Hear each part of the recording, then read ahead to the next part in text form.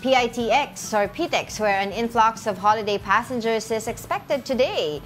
We have our mobile journalist, Evan Tarinque, reporting live on the ground. Evan, good morning.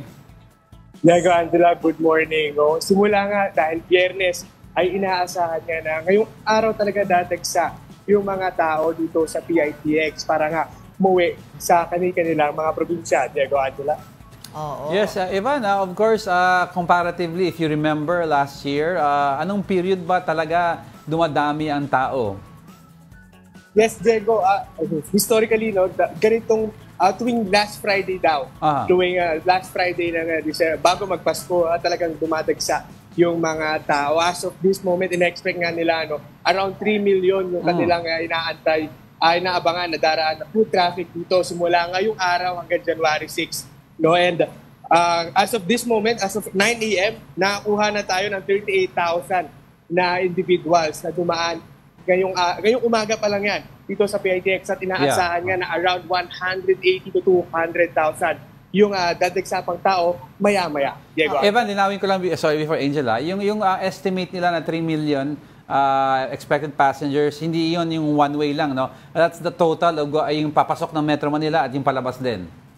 Tama ka dyan, Diego. Hindi lang ito yung palabas. Okay, no, lahat, yung buong food traffic ng papasok, palabas, ay yun yung kasama dito sa 3 million na kanilang estimated. No, around last year, nasa 2.6 million. No, mas mataas ngayon yung food traffic na kanilang inaasahan compared doon sa kanilang naranasan last year, Diego. Oo. Paano ba, Evan, yung yung operation ng PITX pagdating sa mga pagbili ng tickets? Meron bang po pwedeng pumunta dyan, walk-in, bibili lang ng tickets o kailangan mag-pre-book na online? Angela, ngayon mas pinoprocess nila yung mag-book na in advance yung ating mga pasahero dahil nga ngayon nagkakaubusan na ng mga ticket. No? Kanina nga may mga nakausap tayo, parang umaasa na lang sa chance passenger yung ilang babiyahe. And as of this morning, no, nakuha nating data is fully booked na yung yung biyahe pa Bicol, lalo na yung sa may papuntang Tabaco, no? So inaasahan na or in-expect na lagi daw sanang mag-advance booking na yung ating mga kapatid at yung mga pupunta naman dito at yung mga maswerteng nakabili ng ticket, pinagbabawal pa rin yung pagdadala ng mga flammable materials, no?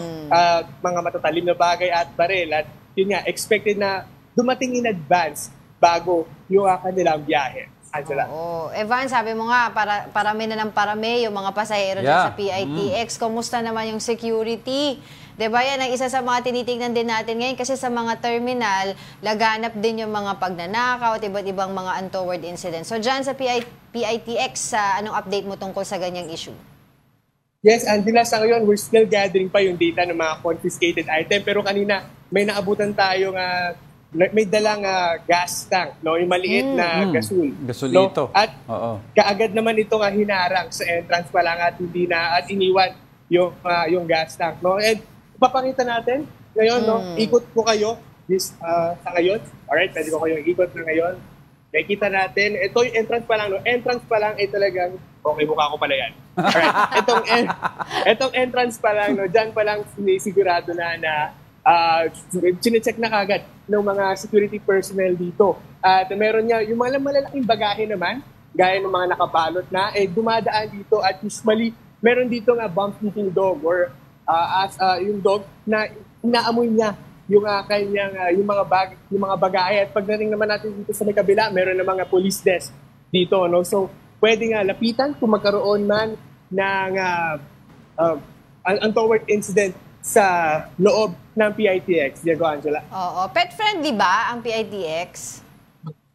Yes, Angela, pet friendly naman yung PITX. No, kanina may mga nakikita tayo, may mga dalang fur babies pero syempre yung mga babiyahe discretion daw ng bus company kung allowed sa kanilang pagbiyahe. No? Pero usually, ang hinihingi naman dyan ay dapat fully vaccinated yung ating mga pets at may diaper at naka-cage. Angela. Evan, speaking of security, may mga PNP help desk ba nakatalaga dyan? And of course, yung second question ko is, may mga drug testing ba na gagawin na randomly for our mga drivers natin? Yes, Diego, no. Itong help desk, meron dito sa harapan natin. Pakita lang natin.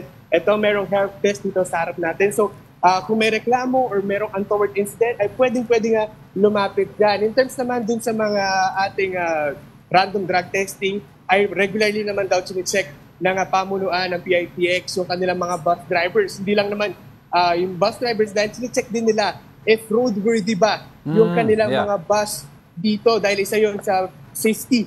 Yun nga, safety ang importante sa pagbiyahe, lalo nga yung ibang biyahe around 12 to 20 hours yung kanilang pagbiyahe mula dito sa PITX punta sa kanilang probinsya. Diego? Alright, maraming salamat sa iyo, mobile journalist Evan Tarinque. Nagdala ng gasolito. Oo. Huwag naman ganun. Yun nga, nagkakaubusan na rin ng ticket dyan. So it's better to check in advance sa websites about kung availability ng biyahe before you go. Kasi this weekend, for sure, ano na rin yung mga mass exodus na rin yung iba mga... Kung may Carmageddon na, Busmageddon. Busmageddon. Lahat uuwi na ng probinsya kasi yung karamihan natapos na yung mga work schedule nila. So school. Tapos they're going into the metro and they're going out of the metro. Palitan lang naman yan.